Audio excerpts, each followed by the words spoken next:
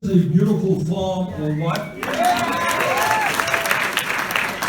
I want to thank Tanya for doing a great job emceeing, and thank Christine and Peter and David for all of their great remarks. And we're all going to work hard to see that they win.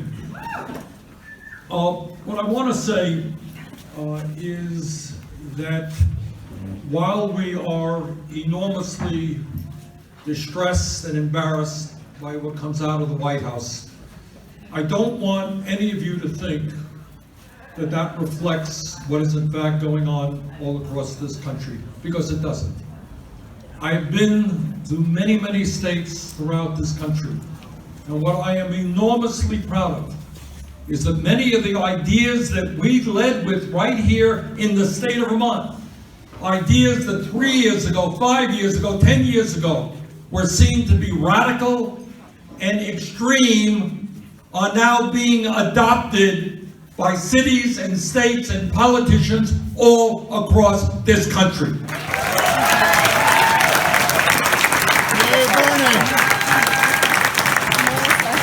A few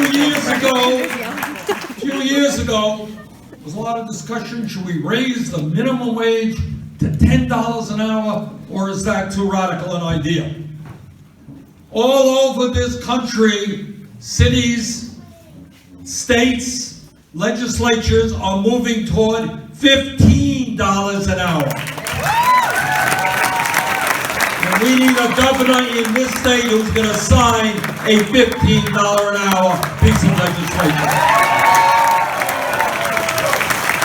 We got an economy in which the top 1% is doing phenomenally well, an economy in which the 3 wealthiest people in this country own more wealth than the bottom half of the American people.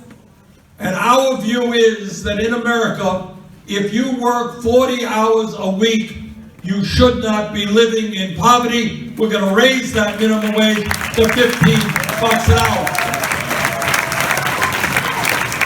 That's an idea whose time has come. And our view is that in a highly competitive global economy, we have got to make sure that every kid in Vermont and every young person in the United States of America who has the ability and the desire should be able to get a higher education regardless of the income of his or her family.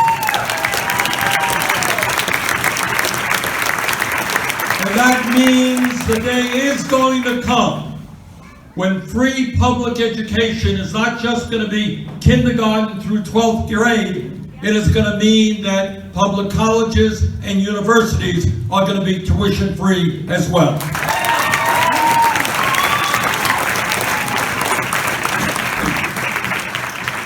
And to all of you who are struggling with high student debt, and you're paying interest rates of 7 or 8%, what we believe is that if Trump can give $1 trillion in tax breaks to the top 1%, we damn well can substantially lower student debt in this country.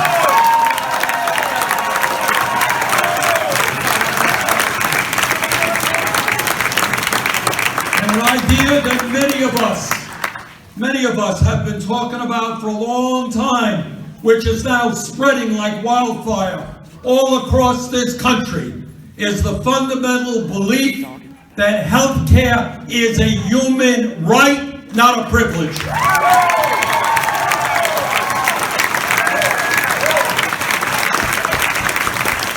few years ago, when some of us were talking about that idea nationally, we were told, too radical an idea, not what the American people want.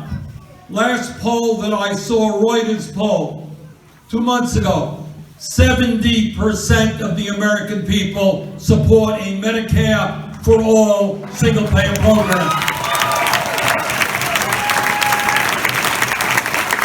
And you can tell how much energy there is behind Medicare for all because Trump was forced to write an op-ed this week attacking that concept.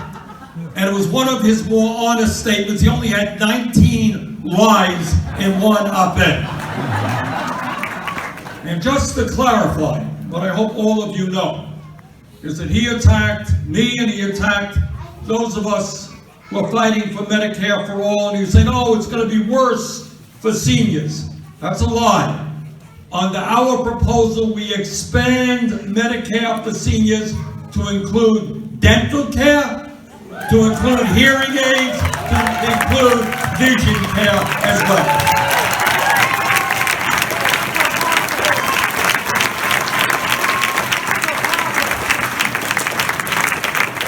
This morning, I happened to be watching one of the Sunday morning shows, and I saw a representative from the Trump administration, a fellow named Larry Kudlow, and he was asked about climate change. And when we think about climate change, we look around us right now on this beautiful farm in this beautiful state, on this beautiful, beautiful day. And many of you are familiar with the fact that a recent report, 700-page report, came out compiling the works of scientists all over the world on climate change. And what this report said was that we have 12 years. That is not, brothers and sisters, a whole lot of time to reverse the way we do energy on this planet. And this Kudlow, representative of the Trump administration, was asked his views on it, and the typical Trump administration response, well, we don't know, probably too radical, we're not sure. We do know. And we know that now is the time to take on the greed of the fossil fuel industry.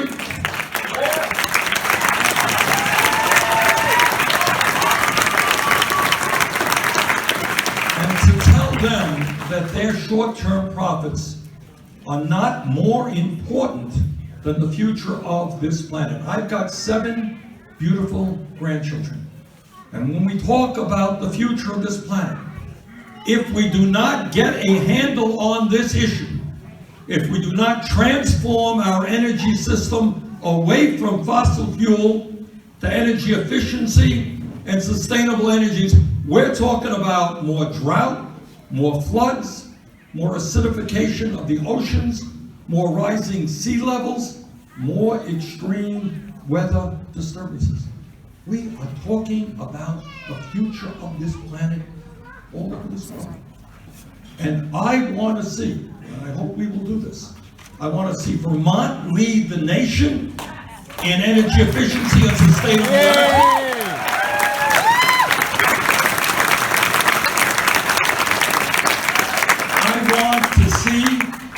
This country lead the world. And when we do that, not only can we combat this incredible disaster awaiting us in climate change, we can also, believe it or not, lower fuel bills for millions of people, because the cost of such energies as solar is plummeting. So if you want to save money on fuel, if you want to create millions of jobs, if you want to preserve the planet, work with us in taking on the oil companies and the coal companies and transforming our energy system.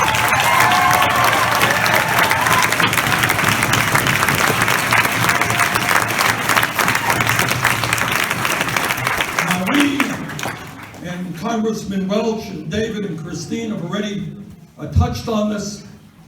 We are horrified by Trump because he lies every single day. We are horrified by policies that, if they were successful, would have thrown 32 million people off of the health care they have, massive tax breaks for the rich, ignoring the needs of working families, a budget that would have cut Medicaid by $1 trillion, and education and Medicare. But on top of all of those disastrous policies, there is something else that the Trump administration represents that we are going to vigorously oppose. And that is unlike any president in our lifetime, Democrat or Republican, progressive or conservative. He is trying to gain cheap political points by dividing us up based on the color of our skin, based on where we were born, based on our sexual orientation, based on our religion, based on our gender, trying to divide the American people up. And everybody in this room knows, who knows anything about the history of this country, that for hundreds of years, from the inception of this country, from the terrible atrocities committed against Native Americans, to slavery, to the fact that women did not have the right to vote 100 years ago, to the racism, to the sexism, to the homophobia. We know all about that. And we know that the goal of good people for hundreds of years has been trying to fight against discrimination of all kinds. And now we got a president in the White House. And now we got a president in the White House who is trying to roll back the clock. And our message to Trump and his friends is this country has gone too far in fighting against all kinds of discrimination. Mr. Trump, we are not going backwards, we are going forwards.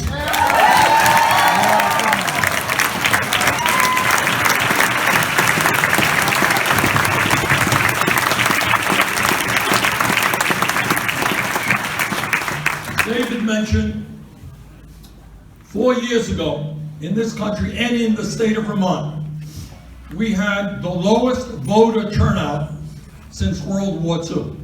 Lowest voter turnout in over 70 years. And I think people were demoralized, people were giving up. But let me just say this.